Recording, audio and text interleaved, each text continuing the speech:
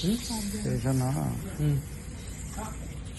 ఆంధ్ర నుంచి కొనాలి constable, Andhra constables సన్యాసి నాయుడు, శేఖర్, సుబాని, మన తెలంగాణ నుంచి శివనాగరాజు, ఒక ఉమ్మని తీసి ఉంటుంది నాగలక్ష్మి. వీళ్ళు సిస్టమ్ వర్క్ రికార్డ్ రాయడం, డబ్బా రేట్లు ఉంటారు. వీళ్ళ వాళ్ళు కూడా పెట్టుకొని కావాలని నా వర్క్ ఆపుతారు. ఎందుకు ఆపుతారంటే మేము ఇట్లా చేస్తాం, నువ్వు ఎవరినైనా పెట్టుకో, మేము చేయము, జెండర్ ఒకటి చేసుకుంటాం అని బ్లాక్మెయిల్ చేయడం. ఏమైంది, మనం మంచిగా చూసుకుంటాను కదా, మీరు గొడవపడి నా వర్క్ ఎందుకు ఆపుతారు,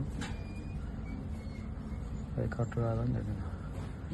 అయినా కూడా వాళ్ళు మండిగా పోయి ఫైల్ అన్నీ అడబడేసి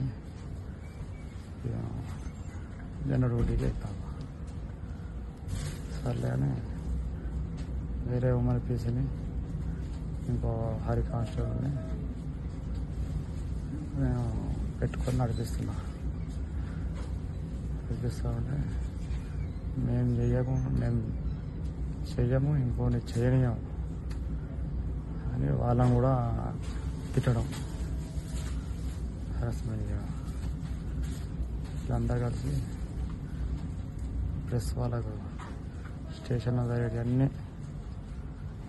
ఇంటెలిజెన్స్ కానిస్టేబుల్ శరత్ ఉంటారు, వాళ్ళ బ్రదరు నమస్తే తెలంగాణ రిపోర్టర్ రాము,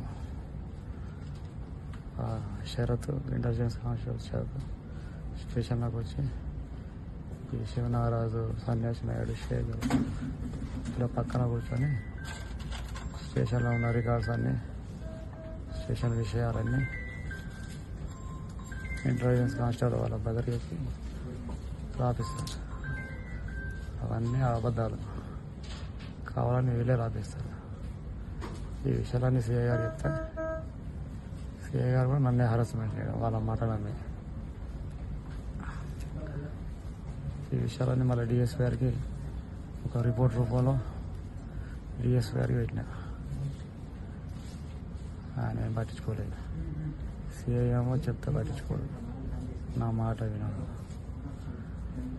అంతా చెప్పవద్దు కానీ వాళ్ళంతా రెడ్డీస్ కదా, డామినేటెడ్ ఉంటుంది.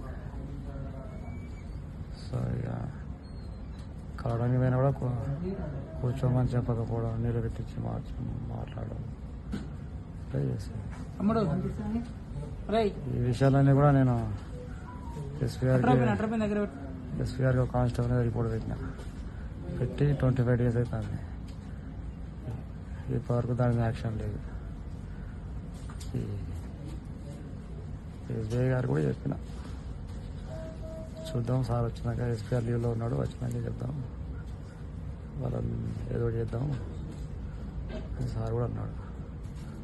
సరే ఆ ప్రాసెస్ అయితే లేదని అనుకున్నాను. రోజుకు ఈ జరుగుతుంది. సిఐ గారు చిన్న వాటి కూడా మెమోస్ ఇవ్వడం, కావాలని క్లోజర్స్ పంపిస్తే చిన్న కారణాలతో పీడన పంపడం. ఎన్నిసార్లు సర్వీస్ పంపించినా చిన్న కూడా రిమార్క్స్ పెడుతూ రిటర్న్ మార్క్స్ పంపుతూ ఉన్నారు. నాకు అర్థమైంది వీరు కావాలనే హెరాస్మెంట్ చేస్తారు. అలాగే బయటికి నేను సార్ పెట్టుకుందాం అనుకున్నా, ప్రయత్నాలు కూడా చేస్తున్నా, డిలే అవుతుంది. ఈ డిలే ప్రాసెస్లో ఈ హెరాస్మెంట్ ఇంకా ఎక్కువ అవుతుంది. కానిస్టేబుల్స్ అందరూ, ఆంధ్ర కానిస్టేబుల్ అందరూ కూడా దిగబడడం, స్టేషన్లో ఉన్న 7 కానిస్టేబుల్ వేస్తే అసలు వాళ్ళకి మర్యాద ఇవ్వకపోవడం, నువ్వేంది నాకు చెప్పడం అని మరవడం. ఇది ఇప్పటి నుంచి కాదు, గత 3-4 సంవత్సరాల నుంచి వాళ్ళ ఇలాగే ఉంది. వచ్చిన ఎస్ఐలను వాళ్ళ గ్రిప్లో పెట్టుకోవడం, వాళ్ళు చెప్పినట్టే నడవాలి. ఎస్ఐ సొంతంగా నడవడానికి లేదు.